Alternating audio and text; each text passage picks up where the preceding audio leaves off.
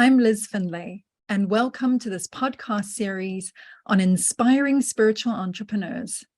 We'll be chatting with some of the wonderful business owners who come to Starseed Business Networking. This is a free monthly meeting I co-host on Zoom with Steve Nobel, and you can find details of the next meeting on the events page of my website, lizfinlay.com.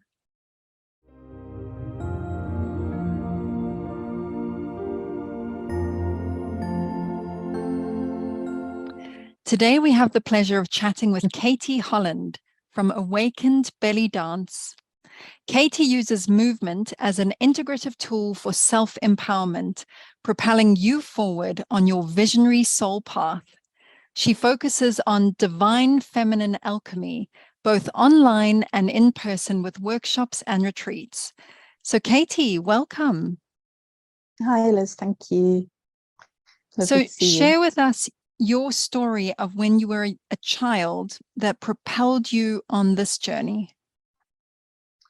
Okay, this is the first time I've probably spoken about it in this way in a podcast or anything. When I was 7, many people know that I had a spiritual awakening at this time. But one of the main things of that is because I was so blown wide open. So I was aware of, you could say, light and shadow. And within that shadow, I had many experiences where it felt that I was being taken out of my body, or where I was paralyzed, or I was on spaceships, and the classic ET abduction type stories. And this was almost every night, as well as dreams that you could say were either epigenetic memories or what we might think of as past life memories. And so it was a bit like living in a horror film every time I went to bed. And this was from when I was 7 to around 19. And that was the first time that I received Reiki. And this really helped me to kind of find my boundaries, I guess. And but within all of that, and because I didn't understand what was happening, I didn't tell anybody. I didn't realize that it wasn't a normal thing to be happening for everybody. So I kept it to myself. But within it, I had this awakening where, I guess a bit like Neo in the Matrix, seeing the reality of this reality. And so from when I was 7, I began to question everything, anything and everything, which also got me into a lot of trouble, as you can imagine. And this kind of came to a crescendo when I was around 12, and I made these decisions that I'm going to be self-employed, I want to be a dancer, I'm going to be vegetarian, which then became vegan, I'm going to live by the beach, I'm going to travel and do what I want to do and travel with it.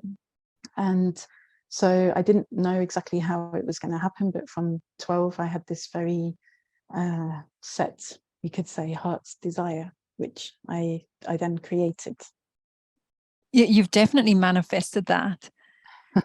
And so did you start training in dance at that young age then? From when I was 3, I was training in ballet and tap and jazz dance, and also gymnastics, and I was doing competitive swimming as well. And then I stopped all of those when I was about 12 or 13. I suddenly had that's it, I'm done with all of it. And but I knew that I still really wanted to dance, and it wasn't the question of can I be a dancer, it was more what dance can I do to be a dancer.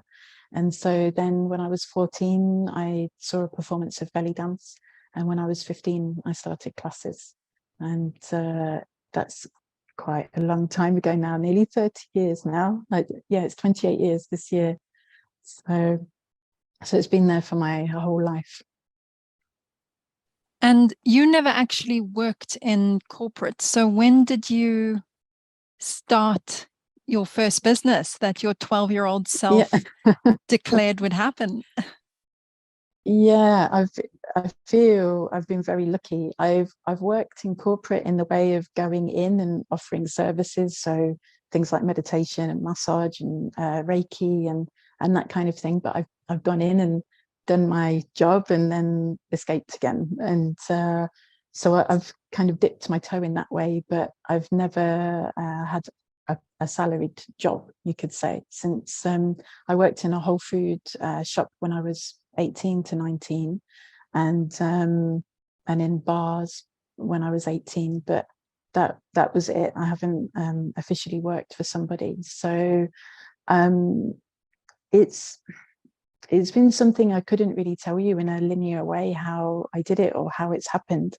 I just followed my heart, and I followed what felt light to me, and I just gradually got more experience and took up many risks as well. And part of that, as like people always ask me, how did I do this with children? And my children now, they're 19 and 22. So they were really small when we moved to India in 2006. And I think a big part of it was because of them. It was like I had to, I suppose, in that survival way, I had to provide not only for me but also for them. And having them, I think it gave me confidence somehow that I wouldn't have had otherwise, maybe, or not in the same way. It just gave me this impetus that there's these small people and I have to make it work no matter what. So yeah, so I feel like I'm gonna cry. Because you've moved around quite a lot, because I think you're now in Egypt. Yeah, I lived in India for 9 years, and then Bali for 2 years, Bulgaria for 3 years, and then I've been in Egypt for almost 2 years now. Yeah. And such fabulous places to be offering and doing this kind of spiritual work. Yeah, it's really been a huge learning for me, because it also gave me the opportunity to study with teachers or gurus from those countries. So I've been able to learn directly from source, which is something, if I'd have stayed in England, it would never have happened in that way.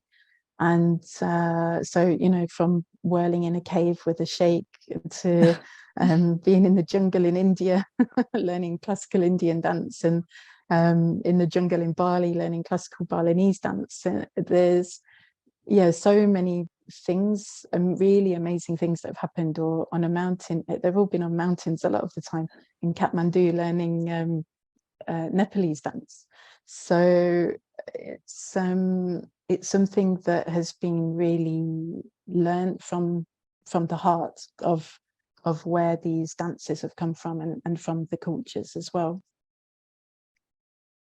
I remember on one of Steve Nobel's Glastonbury retreats, you did a segment with your movement with us, and it was so amazing. And it wasn't like we needed any kind of belly dance experience, and it wasn't even what I consider belly dance. It was using those fundamentals to guide us through movement that was very beautiful.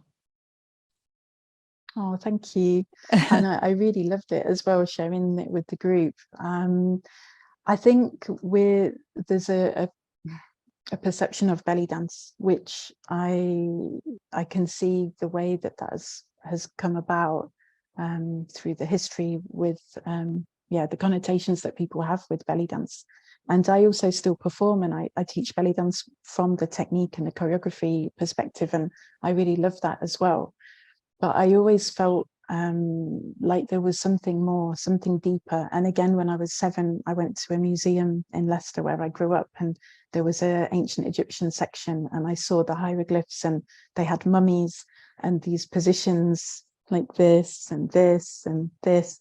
And I knew immediately there's something more to it, and I didn't know what or how I was going to find that. And again, this was like a driving force behind me as I was studying, and then it evolved through, as you know, I've had various Kundalini experiences as well, and this brought more information or more remembering through my body, and then I was able to take the belly dance movements and create sacred geometry in the body, and alchemical activations and integrations, and take things to a completely different level. And in such a unique way. Thank you. So, Katie, would you like to share with us one thing that has really helped your business to help inspire the listeners? Oh, I've been thinking about this because there's so many different things, and I think from what we've spoken about today, what's coming to me the strongest is that when you feel like everything's against you, and there's just, you don't know how you're going to do this thing, or you don't even know what this thing might be, there's always there's a spark somewhere, there's a crack of light that you can follow it, even if you don't know where that's taking you to, and then the trust comes into it, and dealing with the fears. But if you can keep following that little spark, it will take you to where you need to be. Oh, well, thank you so much for sharing that with us. And if you'd like to connect with Katie, do visit her website, awakenedbellydance.com. So, Katie, thank you so much for joining us today. Thank you for having me. It's really beautiful to speak to you. Yes, such a great chat and a very interesting journey. Thank you. Right. Thanks, everyone. Bye. Bye.